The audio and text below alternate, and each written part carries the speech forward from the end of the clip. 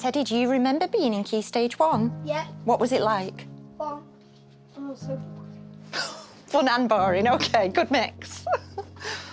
So this is where I get to work with the reception children, 30 children in this class. We're doing Aliens Love Underpants at the moment, so there's undies everywhere, and aliens and rocket ships. It helps if you're 4 or 5 in this classroom height-wise. Yeah, this is my home from home. I started running so I could support Teddy.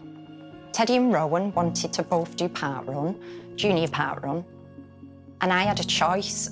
On those Sundays when the boys' dad was at work, I could say to them, sorry, no parkrun, or I could get fit enough and learn to run those 2 kilometres to support the boys. I just needed to not let the boys down. You can grab your signs and start to head out. We will get ready shortly to go. So thank you. Teddy, are you going to do the warm-up with me?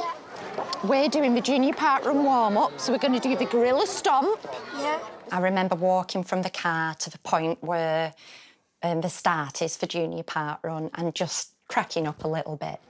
We've got loads of us today, which is brilliant. It's not that I didn't want to be there, I just didn't want to be feeling the way I was feeling, which was overwhelmed by anxiety. I can remember having symptoms of mental illness when I was as young as 9 years old. Anxiety kind of dominated my life. You find it difficult to do things with your children. Even something as simple as going to the park is a huge endeavour. It does shackle you, it does chain you, it keeps you in your home, it keeps you isolated behind a door. I don't like to think how it affects the people who care about me, because mental illness doesn't just affect the person who's been given that diagnosis, it affects every person who loves that person, and that's what's hard.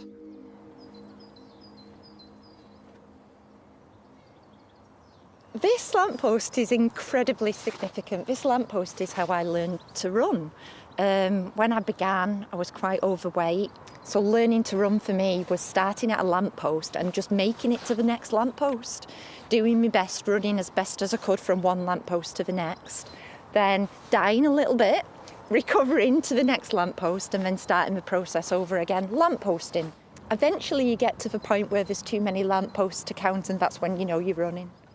The first time I completed my first junior parkrun with Teddy, I thought, this isn't just for Teddy anymore. I actually quite like this. What's that all about?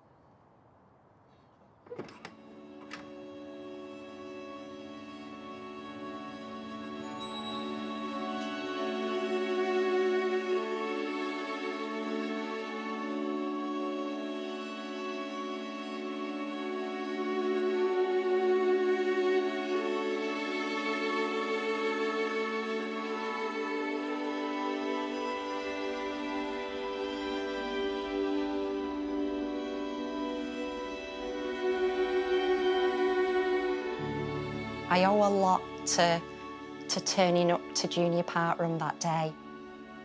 And the run director who was at junior parkrun today was the first run director I ever met, Damien Cowell. Yeah, I owe him so much. OK, we're going to start off with our gorilla stomp, so that's some jogging on the spot. Come on, Ted, let's get going. So we're going to warm up, stay nice and loose. He encouraged me to volunteer for the very first time, and it felt like an enormous thing. Oh, it was an enormous thing, but he supported me and he still does. 1, 2, 3!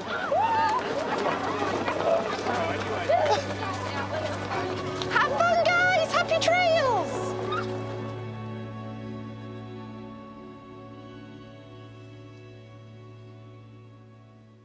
I'm so proud of this.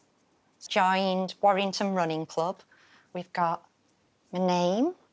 If I'm racing, this is what I wear it with pride. The people that I've met, the support that I'm given, the friendships that I've made, some of the most important people in my life, I met them through joining WRC. It's special running Warrington Parkrun.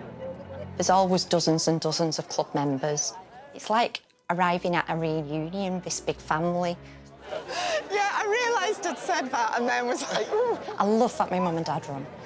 Yeah, we're a bit of a multi-generational running family, and we cheer each other in, and then we all meet at the finish. For me, part of managing the anxiety associated with those crowds of people is running. It just melts, it washes off, it washes away, and I'm free. It's liberating.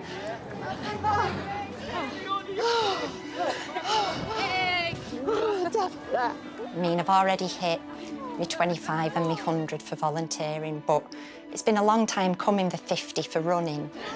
I'm feeling awesome, actually. I feel alive. I feel awesome. I couldn't have imagined reaching 50 park runs when I started. It's so special. I might just come back. I mean, I know some doctor surgeries are literally prescribing park run now, and I get it. I don't know what I'd do without it. I need it, like I need to breathe and like I need to eat. It's that important. If I met somebody who was like I was before park run, I think I'd tell them that it does get better, that it can get better. I'd say to them, come and walk park run with me. That's what I'd say. I'd say you don't need to be able to run. It doesn't matter what shape or size you are. It doesn't matter if you've got any trainers. It doesn't matter if you can't run 5 feet. I'd say come and walk it with me. And I'd hold the hand and I'd take them and we'd walk it. That's what I'd say. It's been a completely liberating experience. It's changed me as a person. I find myself unrecognisable. The person who started and the person here today is a different person and a better person for it.